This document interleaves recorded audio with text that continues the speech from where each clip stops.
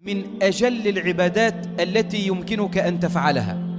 هذه العبادة يحبها الله سبحانه وتعالى من عبده أن يفعلها، ومن مميزات هذه العبادة أنها عبادة واحدة ولكن نتائجها وثمراتها متعددة.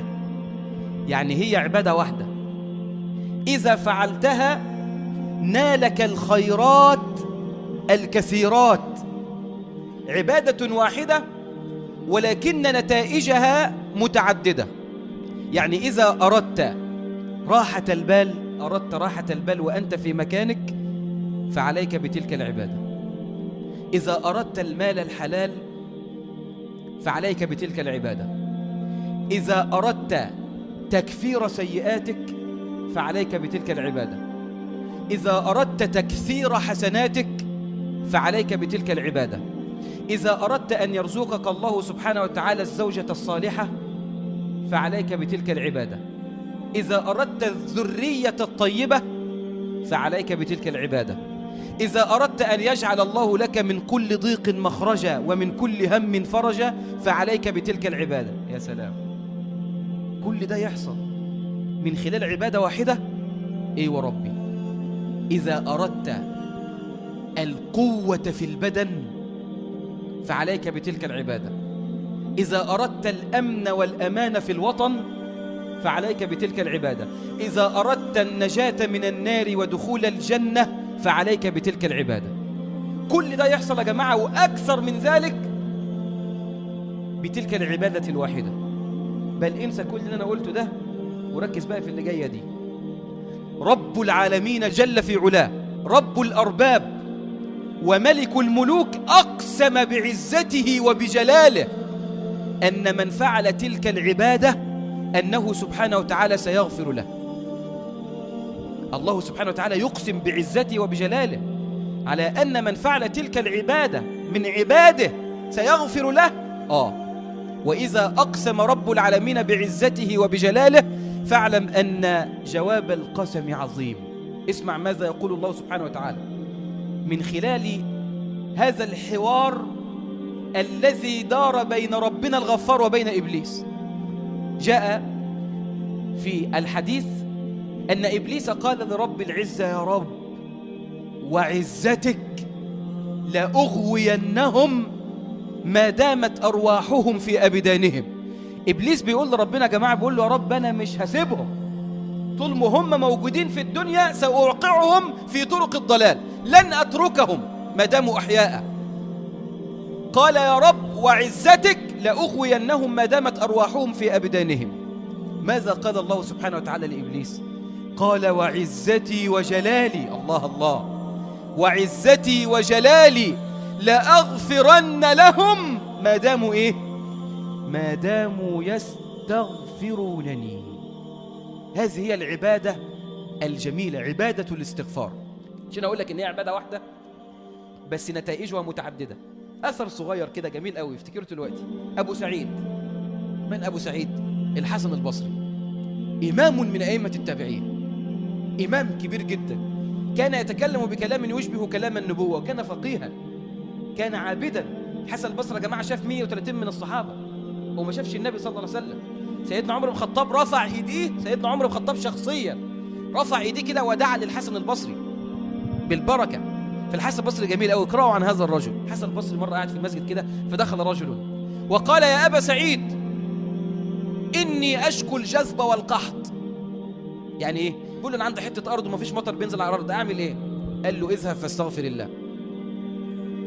ما قالوش بقى هات خراطيم مية ومواتير مية وانقل المية، لا، قال له: اذهب فاستغفر الله. فمشى الرجل فجاء رجل آخر وقال: يا أبا سعيد إني أشكو قلة المال، أعمل إيه؟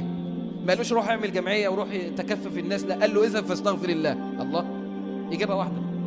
فمشى الرجل فجاء رجل ثالث في نفس المجلس قال: يا أبا سعيد إني أشكو قلة الولد، لا أنجب، زوجتي ما بتخلفش، أسأل الله أن يهب المسلمين بالذرية الطيبة التي فيها خير.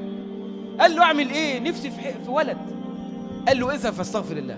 فمشى الرجل الثالث. فتعجب القوم الذين كانوا يجلسون ونظروا إلى الحسن البصري وقالوا: يا أبا سعيد، جاءوك وسألوك بثلاثة أسئلة مختلفة وأجبتهم بإجابة واحدة. فقال لهم هذا الفقيه: ألم يقل الله سبحانه وتعالى في كتابه: فقلت استغفروا ربكم إنه كان غفارا يرسل السماء عليكم مدرارا ويمددكم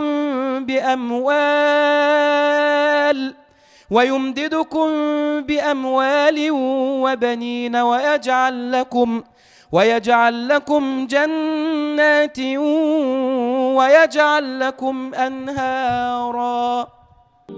عبادة الاستغفار لا تتركها أبدا، وهذه العبادة لا تحتاج منك إلى عناء، لا تحتاج منك إلى تعب، لا تحتاج منك إلى جهد ولا نصب، لا تحتاج منك حتى الوضوء. باستطاعتك وإمكانك أن تفعلها في أي وقت من أوقات حياتك. الاستغفار ده يا جماعة بيتعمل إزاي؟ أن تقول أستغفر الله. في أسهل من كده؟ شوف، أنا وأنت نذنب ليل صباح، يعني الليل اللي فات ده مليان ذنوب. منين؟ مننا. شوف، المتحدث اللي هو أنا والمستمع اللي هو أنت، كلنا ذو خطأ، كلنا أصحاب ذنوب. العصمة دفنت مع النبي صلى الله عليه وسلم يوم أن مات، فليس أحد معصوما بعد اليوم. فأنا وأنت نذنب ليل صباح. بعض الناس بتبص لي دلوقتي بيقول له: أنت مش عرفك يعني، وأنت تعرف منين إن إحنا كنا بنذنب بالليل؟ أنت كنت معنا بالليل؟ لا يا جماعة، ده ليس كلامي، إنما هذا كلام الذي خلقنا، هذه شهادة رب العالمين علينا. الكلام ده فين؟ في الحديث الذي رواه الإمام مسلم. الله سبحانه وتعالى يقول: يا عبادي إنكم تخطئون، كمل كده، بالليل والنهار. ذنوب الصبح وذنوب بالليل. إنكم تخطئون بالليل والنهار وأنا أغفر الذنوب جميعا. ما قالش أغفر لكم، وضع شرطا، قال: فاستغفروني أغفر لكم. يعني إذا أردت المغفرة من الله سبحانه وتعالى فعليك أن تطلب منه المغفرة، أن تطلب منه أن يغفر لك. تطلبه إزاي؟ بالاستغفار، بهذه العبادة الجميلة. إنك إذا فتحت المصحف القرآن الجميل، لما تيجي تفتحه تجد أن رب العالمين في هذا القرآن كثيرا جدا يأمرنا بالاستغفار. افتح كده المصحف تجد أن رب العالمين يقول: واستغفروا الله، هذا فعل أمر، واستغفروا الله إن الله غفور رحيم. الله سبحانه وتعالى بيطمنك، بيطمن المذنبين، بيقول لهم: واستغفروا الله إن الله غفور رحيم. يعني ما تقلقش، أنا هغفر لك. ده أنا بأكد لك على الموضوع ده كمان، إن الله غفور رحيم. بس أنت بس استغفر. افتح لي قلبك كده وتسمع. افتح قلبك كده، اسمع ماذا يقول الله سبحانه وتعالى: ومن يعمل سوءا أو يظلم نفسه ثم يستغفر الله يجد الله غفورا رحيما. لله المثل الأعلى. الله وعدك أن يمتعك. ده مين اللي وعدك؟ رب العالمين الذي يملك هذا الكون كله، خزائنه مملوءة، قدرته نافذة، لا تعجزه الإجابة ولا ينقصه العطاء، كل عسير عليه يسير. وعدك أن يمتعك. انت عارف امتى يمتعك؟ لما تستغفر. ومتاع الله سبحانه وتعالى ليس له حد. اسمع كده، افتح قلبك. وأن استغفروا ربكم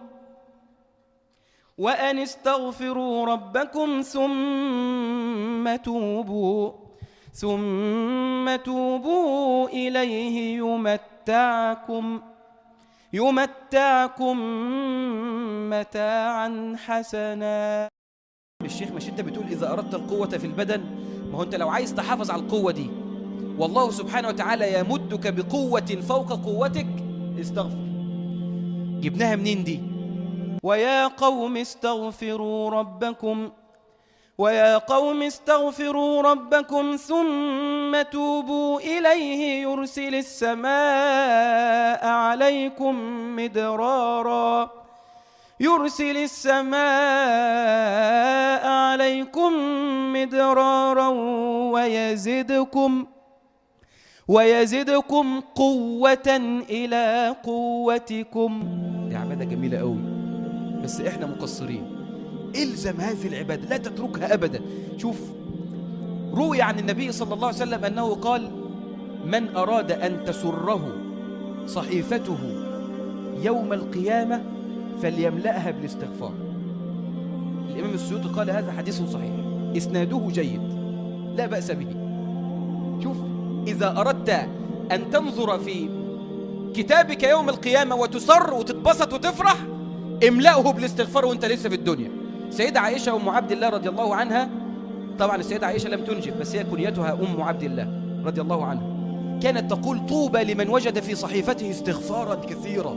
طوبى هي شجرة في الجنة يسير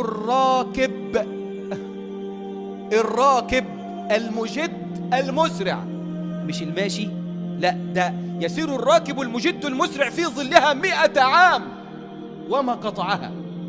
يا سلام، فما بالك بسعة الجنة بقى؟ دي شجرة بس تمشي في ظلها 100 عام ما تخرجش من الظل بتاعها. والعلماء بيقولوا هذه النصوص دليل على سعة الجنة. الله أكبر، يا رب ارزقنا الجنة يا رب. سيدنا علي بن أبي طالب بيقول: عجبت. سيدنا علي أبو الحسن رضي الله عنه بيتعجب. مما تتعجب يا أبا الحسن؟ يقول: عجبت لمن يهلك ومعه النجاة. هو بيتعجب، يعني تخيل كده واحد نزل في البحر وبيغرق، فأنت أرسلت إليه طوق نجاة، فنظر إلى هذا الطوق الذي فيه نجاته، سبب نجاته، تركه وترك نفسه يغرق. هذا رجل أحمق. ليه؟ لأن النجاة أمامه ورفض أن ينجو بنفسه. فشوف علي بن أبي طالب بيتعجب من الصنف ده، بيقول: عجبت لمن يهلك ومعه النجاة. قالوا: وما النجاة؟ قال: الاستغفار. نجاة والله، الاستغفار نجاة يا جماعة. لو انت مش عايز ربنا يعذبك استغفر، وما كان الله معذبهم وهم يستغفرون. خلي بالك من الكلام ده، الكلام ده مهم جدا. نجاة. الإمام قتادة رضي الله عنه بيقول إيه؟ بيقول: إن هذا القرآن يدلكم على دائكم ودوائكم. القرآن يدلكم على دائكم ودوائكم، فأما داؤكم فالذنوب وأما دواؤكم فالاستغفار. نسأل الله سبحانه وتعالى أن يعيننا جميعا على تلك العبادة السهلة اليسيرة.